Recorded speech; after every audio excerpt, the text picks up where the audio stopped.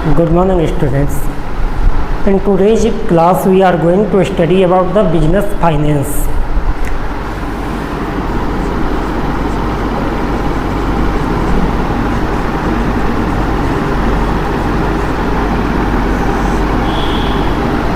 So first of all, we need to understand that what is the business finance. So as you know, every business enterprises required money for properly run their activities. ठीक है ना, कोई भी business को चलाने के लिए हमें कुछ पैसे की ज़रूरत होती है. बिना पैसे के, बिना कैपिटल के बिजनेस को चलाना पॉसिबल नहीं है. ठीक है, तो बेसिकली बिजनेस को चलाने के लिए जो व्यक्ति बिजनेस स्टार्ट करता है वो अपने पैसे लगाता है. First capital investment is done by the owner of the business, but generally the owner's fund the capital, the money which a owner invest in the business, that is not enough for properly organizing the business or properly carrying on the business activities. एक व्यक्ति जो business को start करता है उसके द्वारा business में जो भी इन्वेस्टमेंट किया जाता है वो अपने आप में काफ़ी नहीं होता है, पर्याप्त नहीं होता है. उसे टाइम टू टाइम और भी ज़्यादा फंड की आवश्यकता पड़ती है, और भी ज़्यादा कैपिटल की नीड होती है. तो इन नीड को वो कहाँ से पूरा करता है, कैसे पूरा करता है, इसी के बारे में हम लोग बिजनेस फाइनेंस में स्टडी करते हैं.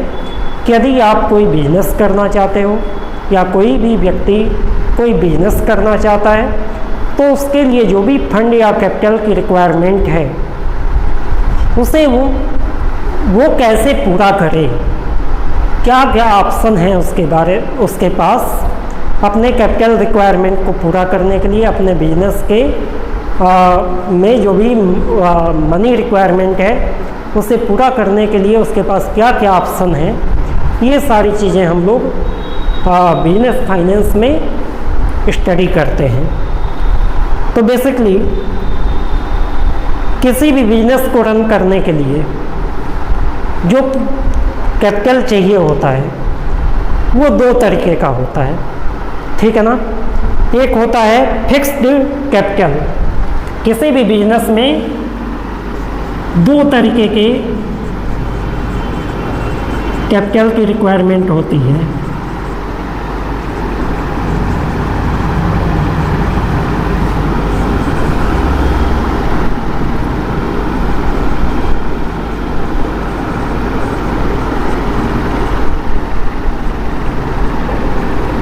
पहला होता है फिक्स्ड कैपिटल.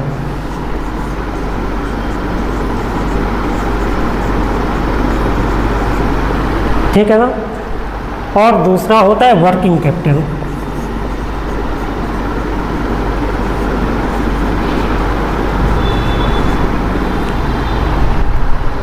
हमने देखा था लास्ट क्लास में कि बिजनेस में तीन तरीके की एक्टिविटीज शामिल की जाती हैं. प्रोडक्शन, परचेज और sales of goods and services. ठीक है ना, अभी हम जब आगे पढ़ेंगे तो हम देखेंगे कि बिजनेस में कई टाइप की एक्टिविटीज़ की जाती हैं. प्रोडक्शन की एक्टिविटीज़ की जाती है जिसे हम इंडस्ट्रीज कहते हैं. ठीक है ना, परचेज और सेल की एक्टिविटीज होती है जिसे हम ट्रेड कहते हैं. तो इंडस्ट्री और ट्रेड दोनों ही जो है बिजनेस के पार्ट होते हैं. तो बिजनेस में क्या तो प्रोडक्शन की एक्टिविटी कोई बिजनेसमैन करता है या फिर परचेज और सेल्स की प्रैक्टिस वो करता है, ठीक है ना। तो इन सारे एक्टिविटीज़ के लिए सबसे पहले कुछ हमें सेटअप बनाना पड़ता है, ठीक है। मान लीजिए कोई हम प्रोडक्शन करना चाहते हैं किसी चीज़ का, तो सबसे पहले हमें एक लैंड चाहिए होगा, एक बिल्डिंग चाहिए होगा जहाँ पे हम अपना सेटअप बनाएंगे। इसके बाद प्रोडक्शन के लिए जो मशीनरी रिक्वायरमेंट होगा, जो प्लांट और मशीनरी हमें चाहिए होगा, उसे हमें एक्वायर करना पड़ेगा। प्लांट मशीनरी लगने के बाद हमें एक ऑफिस चाहिए होगा जहाँ से हम सारी चीज़ों को कंट्रोल कर पाएँ, सारी एक्टिविटीज़ को कंट्रोल कर पाएँ। इसके बाद हमें एक वेयर हाउस चाहिए होगा जहाँ पे हम जो भी आइटम प्रोड्यूस करेंगे उसे स्टोर करके रख पाएँ। आइटम को प्रोड्यूस करने के लिए हमें रॉ मटेरियल की रिक्वायरमेंट होगी, वो रॉ मटेरियल भी हम अपने वेयर हाउस में रखेंगे। रॉ मटेरियल को यूज करके प्रोडक्ट बनाएंगे और जो फाइनल प्रोडक्ट होगा उसकी भी वेयर हाउसिंग हम लोग करेंगे, उसे भी वेयर हाउस में रखेंगे।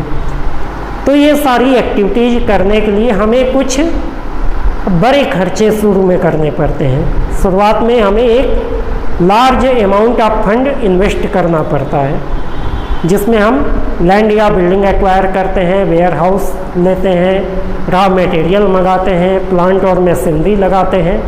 ये सारे सेटअप होने के बाद हमारा प्रोडक्शन का प्रोसेस स्टार्ट होता है।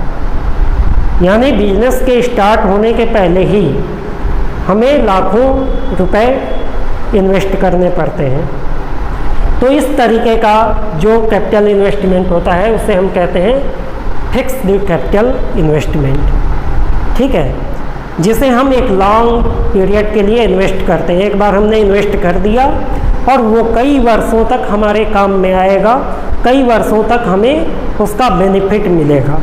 तो इसे कहा जाता है फिक्स्ड कैपिटल। दूसरा होता है वर्किंग कैपिटल।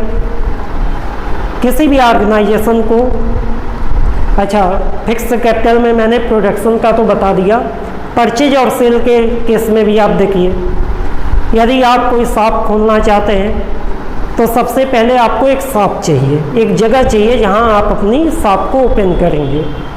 उस जगह को या तो आपकी खुद की जगह हो तो ठीक है, यदि आपकी खुद की जगह नहीं है तो आपको रेंट पे लेना पड़ता है, किराए पे लेना पड़ता है।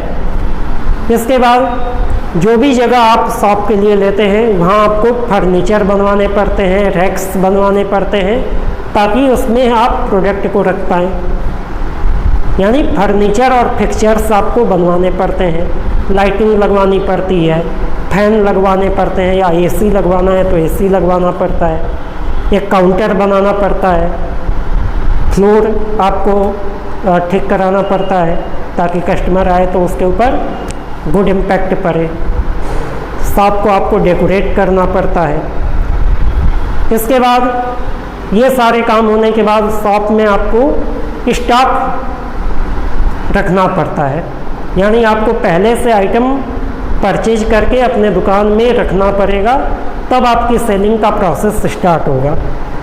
यानी अर्निंग स्टार्ट होने के पहले ही आपको शॉप चाहिए, शॉप को आपको डेकोरेट कराना है, उसमें फर्नीचर फिक्सचर्स लगवाने हैं और इसके बाद उसमें आपको माल भरना है, ठीक है ना। आइटम्स आपको उसमें परचेज करके रखने हैं, तब जाके आपका शॉप ओपन होता है और आप सेलिंग का प्रोसेस स्टार्ट करते हो। तो इन सारे कामों के लिए आपको शुरू में एक अच्छा खासा अमाउंट इन्वेस्ट करना पड़ता है, एक अच्छा खासा पैसा आपको उसमें लगाना पड़ता है, और इसे इस तरीके के जो इन्वेस्टमेंट होते हैं उसे हम कहते हैं फिक्स कैपिटल इन्वेस्टमेंट। इसके बाद बात आती है working capital. Working capital investment वो इन्वेस्टमेंट हैं जिन्हें हम शॉर्ट टर्म के लिए करते हैं, ठीक है ना। डे टू डे बिजनेस के डे टू डे एक्टिविटीज़ के लिए भी हमें तमाम तरीके के खर्चे करने पड़ते हैं। जैसे मंथली आपको बिजली का बिल देना होगा, आपके जितने भी एम्प्लॉई हैं उसकी आपको सैलरी देनी पड़ेगी, ठीक है ना। यदि आपने प्रोडक्शन का काम लिया हुआ है, तो प्रोडक्शन के लिए आपको रॉ मटेरियल का एक स्टॉक मेंटेन करके रखना पड़ेगा कि आपका प्रोडक्शन कभी भी रुकने ना पाए। नेक्स्ट रॉ मटेरियल आने तक, नेक्स्ट अगली खेप आने तक आपके पास रॉ मटेरियल का कमी ना होने पाए। इसके लिए रॉ मटेरियल का एक मिनिमम स्टॉक आपको मेंटेन करके रखना पड़ता है। तो इन सारे कामों के लिए आपको तमाम डेली रूटीन के खर्चों के लिए जिस फंड की आवश्यकता होती है, जिन पैसों की आवश्यकता होती है, उसे हम कहते हैं वर्किंग कैपिटल। ठीक है ना? यानी day to day business activities में आपको जो फंड या कैपिटल की रिक्वायरमेंट होती है, that is called working capital. तो I hope that you have understand about the fixed capital and working capital. Fixed capital is that money that required to be invested in the starting of the business, before starting of the business, okay, and generally it is a large sum of money which is required just before the starting of the business, and the benefit of this fixed capital investment can be utilized for many years. Once you invest the money, you will utilize that item in which you invested the money for a longer period, for many years. आपने एक बार दुकान में furniture बनवा लिया, वो furniture आपके वर्षों तक आपके काम आने वाले हैं। एक बार आपने फिक्चर्स लगवा लिए। फिक्चर्स क्या होते हैं? जिन्हें हम फिक्स कर देते हैं, जैसे फैन है, लाइटिंग है, ये सारे फिक्चर्स में आते हैं। फर्नीचर और फिक्चर्स में अंतर ये होता है कि फर्नीचर को मूव किया जा सकता है, एक जगह से दूसरी जगह हटाया जा सकता है, जबकि फिक्चर्स क्या होता है कि इसे आप एक बार कहीं पे सेट कर देंगे तो वहीं पे परमानेंट बना रहेगा, उसे बार बार आप मूव नहीं कर सकते हैं। ठीक है ना? तो फर्नीचर फिक्चर्स में आपने जो पैसा लगाया, all these are fixed capital investment. ठीक है? और working capital investment is that money which is required for the day to day operation of the business. Day to day operation के लिए जो भी हमें फंड की आवश्यकता होती है, पैसे की आवश्यकता होती है, that is called working capital. तो इस फिक्स्ड कैपिटल और वर्किंग कैपिटल को की आवश्यकता को पूरा करने के लिए हमें क्या करना पड़ता है? प्लान करना पड़ता है कि हम पैसे कहाँ से लाएंगे और उसे किस तरीके से यूटिलाइज करें कि हमारा बिजनेस जो है हमें मैक्सिमम प्रॉफिट दे, कम से कम कास्ट पे हम फंड को एक्वायर कर पाएँ और उसे बेस्ट तरीके से यूटिलाइज कर पाएँ, ताकि कम लागत पे, कम कास्ट पे हम अपने फंड का मोस्ट बेनिफिशियल यूज कर पाएँ। That is the purpose of business finance. तो इस जो भी पैसे की ज़रूरत होती है, जिस भी फाइनेंस की ज़रूरत होती है, इसे कोई बिजनेस एंटिटी कैसे पूरा करती है, इसके बारे में जानने के पहले हमें ये जानना ज़रूरी है कि बिजनेस के फॉर्म्स क्या क्या होते हैं, किस किस फॉर्म में बिजनेस किए जाते हैं। तो ये चीज़ अभी मैंने आपको नहीं बताया है, एक बार मैं यहाँ आपको थोड़ा सा ब्रीफ कर देता हूँ। कोई भी बिजनेस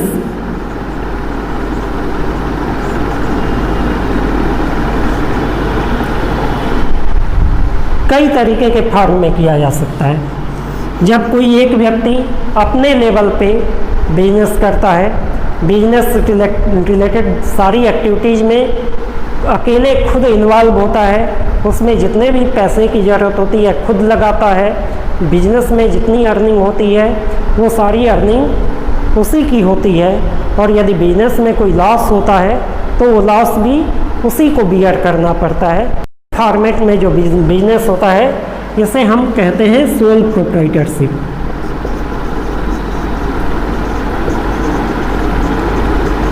ठीक है ना? एकल व्यवसाय कहा जाता है हिंदी में, एकल व्यवसाय। ठीक है? तो ये सोल प्रोप्राइटरशिप में जो बिजनेसेज होते हैं वो जनरली स्मॉल साइज बिजनेस होते हैं, जैसे चाय की दुकान, पान की दुकान, छोटी मोटी ग्रॉसरी की दुकान, ठीक है ना।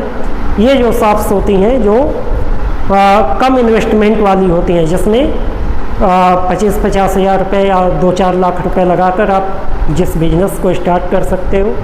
यदि कोई बहुत धनी व्यक्ति है तो 10-20 लाख रुपए, 50 लाख रुपए तक लगा सकता है और सोल प्रोप्राइटरशिप के फार्म में बिजनेस कर सकता है। लेकिन जब हमें लार्ज स्केल पे बिजनेस करना होता है तो एक व्यक्ति का, अकेले एक व्यक्ति के पास इतना फंड नहीं होता है, इतना पैसा नहीं होता है कि वो लार्ज स्केल पे बिजनेस कर पाए।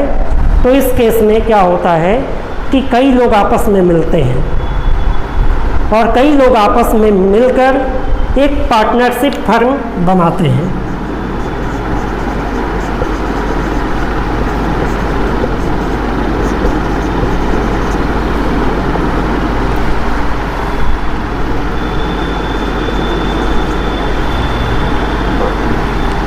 पार्टनरशिप फर्म में क्या होता है, जब 2 या 2 से अधिक व्यक्ति मिलकर कोई व्यवसाय करते हैं, कोई बिजनेस करते हैं और उसमें होने वाले प्रॉफिट को आपस में शेयर करते हैं, तो इस तरीके के फॉर्मेट में जो बिजनेस होता है उसे हम कहते हैं पार्टनरशिप फर्म, साझेदारी।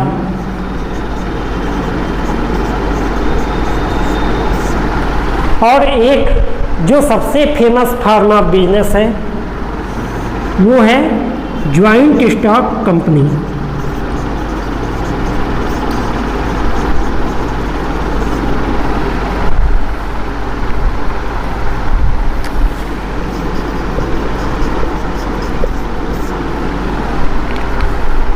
तो कंपनी के केस में क्या है कि कंपनी को एक अलग एंटिटी का दर्जा दिया गया है, यानी जो व्यक्ति स्टार्ट करता है किसी कंपनी को, वो और कंपनी दोनों ही जो है ना कानून के नज़र में, in the eyes of law, they are a separate entity. यानी कंपनी एक ऐसी आर्टिफिशियल बॉडी है जो एक व्यक्ति की तरह काम करती है। इसकी अपनी एक ऑफिशियल सील होती है जिसे उसका सिग्नेचर माना जाता है और ये अपने खुद के नाम पर कोई भी बिजनेस ट्रांजैक्शन कर सकती है। जब कोई सोल प्रोप्राइटरशिप या पार्टनरशिप फर्म में बिजनेस होता है तो वो पार्टनर्स के नाम पे या फिर सोल प्रोप्राइटर जो व्यक्ति उस बिजनेस को करता है उसके नाम पे होता है। लेकिन कंपनी के केस में कंपनी अपने नाम से कोई भी बिजनेस ट्रांजैक्शन को कर सकती है और कंपनी जनरली बड़े बिजनेसेस जो होते हैं ना उसके लिए company form of business use किया जाता है। इंडस्ट्रीज के लिए जहाँ पे प्रोडक्शन का काम होता है जनरली कंपनी फॉर्म में बिजनेस किया जाता है। इसमें क्या होता है कि एक कोई प्रमोटर होता है जो कंपनी को बनाता है और इसके बाद इस कंपनी में ढेर सारे लोग अपना पैसा इन्वेस्ट करते हैं, ठीक है ना। इन्हें कहा जाता है शेयर होल्डर्स और ये शेयर होल्डर्स ही जो है उस कंपनी के असली मालिक होते हैं। तो लार्ज स्केल पे जब हज़ारों लाखों लोगों से पैसा इकट्ठा करके एक बड़े लेवल पे बिजनेस करना होता है तब इस कंपनी फॉर्म को यूज किया जाता है। तो इसके बारे में एक पूरा चैप्टर ही है, ठीक है ना, फॉर्म्स ऑफ बिजनेस ऑर्गेनाइजेशन। ये पूरा एक चैप्टर ही है, इसके बारे में डिटेल में हम लोग बाद में देखेंगे। अभी हमें बिजनेस फाइनेंस के केस में देखना है कि फॉर्म ऑफ बिजनेस का क्या रोल है बिजनेस फाइनेंस में। तो जो सोल प्रोप्राइटरशिप और पार्टनरशिप फर्म है इन दोनों केस में फाइनेंस का मेन सोर्स होता है इनके जो ओनर हैं या फिर जो पार्टनर्स हैं उनकी खुद की कैपिटल। यदि सोल प्रोप्राइटरशिप है तो उसमें जो व्यक्ति व्यवसाय कर रहा है उसके पास खुद जो पैसा होगा वही उसके फाइनेंस का सोर्स होगा, ठीक है ना, वही उसका सोर्स होगा। पार्टनरशिप फर्म के केस में क्या है कि जितने भी पार्टनर्स हैं वो अपना पैसा उस बिजनेस में इन्वेस्ट कर सकते हैं, लगा सकते हैं। ठीक है, तो इन दोनों केस में बिजनेस फाइनेंस को कलेक्ट करने का बहुत ज़्यादा कोई स्कोप नहीं होता है। इसमें लोग अपना ही पैसा ज़्यादा लगाते हैं और कभी कभी पैसे की एक्स्ट्रा पैसे की ज़रूरत पड़ जाती है तो ज़्यादा से ज़्यादा वो अपने फ्रेंड्स से पैसा उधार ले सकते हैं, बैंकों से लोन ले सकते हैं। इससे ज़्यादा फाइनेंस को इकट्ठा करने का उनके पास कोई जरिया नहीं होता है। लेकिन in the case of company there are many ways from which a company can get the finance. एक कंपनी के पास बहुत सारे उपाय हैं, बहुत सारे जरिया हैं जहाँ से वो अपने फाइनेंस को इकट्ठा कर सकती है। ठीक है ना, तो इसके बारे में डिटेल में थोड़ा और देखते हैं। Classification of sources of fund. तो ये कौन कौन से जरिया हैं, कौन कौन से सोर्सेज हैं जहाँ से फाइनेंस को इकट्ठा किया जा सकता है, फाइनेंस को ऑर्गेनाइज किया जा सकता है। तो आइए देखते हैं।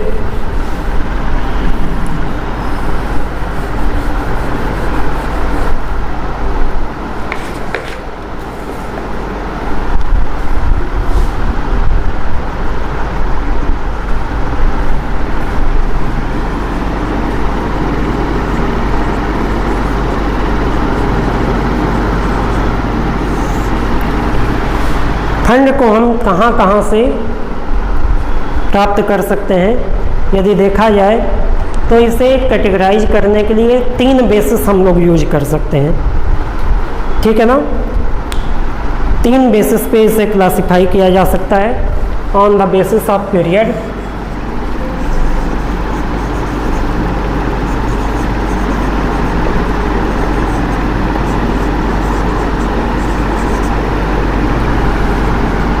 on the basis of ownership,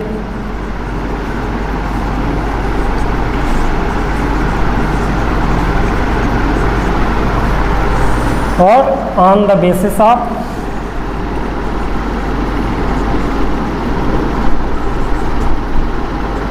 generation।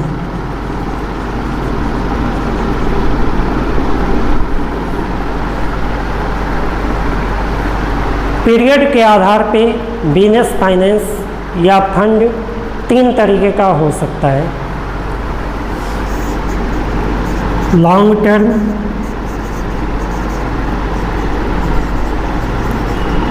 Medium term और शॉर्ट टर्म। ठीक है ना, on the basis of period the fund can be divided into the 3 main category: long term fund, medium term fund और short term fund। long term fund कौन से होते हैं? ऐसे फंड, ऐसा पैसा जिन्हें हम 5 ईयर या उससे अधिक के पीरियड के लिए एक्वायर करते हैं। ठीक है ना, that is the long term fund. Medium term fund, those fund which can be acquired for a period of more than 1 year but less than 5 year।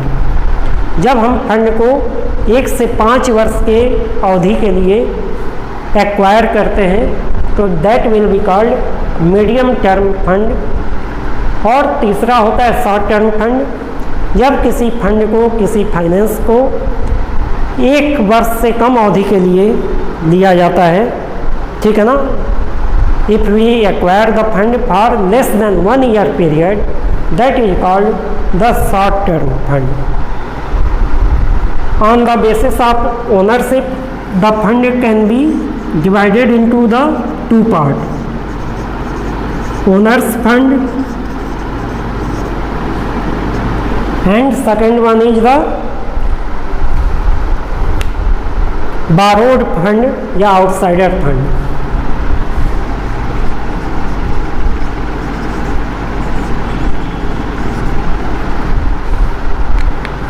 वो पैसा जो बिजनेस को का ओनर जो है वो खुद अपने पास से बिजनेस में लगाता है, that will be called owner's fund.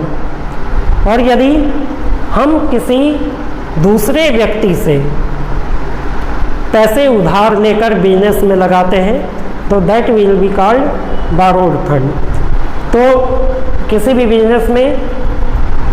Business को फाइनेंस करने का दो तरीका हो सकता है कि ओनर्स अपने पास से पैसा बिजनेस में लगा दे, और दूसरा तरीका ये हो सकता है कि वो कहीं से उधार ले, ठीक है ना, कहीं से बारो करे मनी को और बिजनेस में लगाए। इसके बाद on the basis of source of generation, the fund can be divided into two part, internal fund and external fund.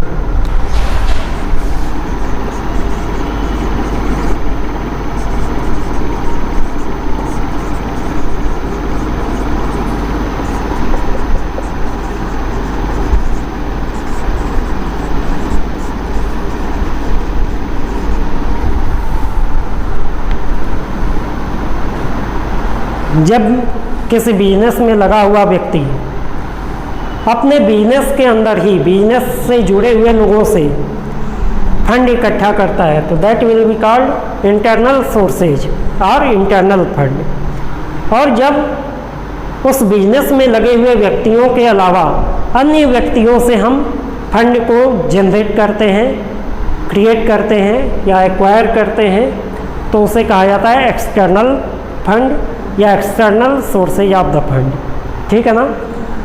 तो फंड के जो सोर्सेज हैं इन्हें इन तीन कैटेगरीज के आधार पे बांटा गया है। पीरियड के आधार पे long term fund, medium term fund and short term fund. Ownership के आधार पे ओनर्स फंड यानी ओनर का खुद का पैसा, बारोड फंड यानी दूसरे व्यक्तियों से उधार लेकर बिजनेस में लगाया गया पैसा, और जनरेशन सोर्स ऑफ जनरेशन के आधार पे फंड दो तरीके के हैं। इसमें भी हो सकते हैं इंटरनल फंड जो इंटरनल सोर्सेज से हम कलेक्ट करते हैं, और एक्सटर्नल फंड जो बाहरी सोर्सेज से हम इकट्ठा करते हैं। तो इन सभी फंडों को जनरेट करने के, क्रिएट करने के या इकट्ठा करने के बहुत सारे तरीके होते हैं। कंपनी के केस में बहुत सारे तरीके होते हैं। सोल प्रोप्राइटरशिप और पार्टनरशिप के केस में ओनर्स फंड या इंटरनल फंड सबसे ज़्यादा यूज होता है। बारोड फंड बहुत होगा, बैंक से आप लोन ले पाएंगे, या एक्सटर्नल सोर्सेज में आप अपने फ्रेंड्स से या बैंक से पैसा उधार ले सकते हैं, ठीक है ना। लेकिन कंपनी के केस में there are lot of ways to create such money, such fund और सच फाइनेंस, ठीक है। तो क्या क्या सोर्सेज हैं इसके बारे में हम लोग नेक्स्ट वीडियो में देखेंगे। तो आज के लिए इतना ही। Thank you very much.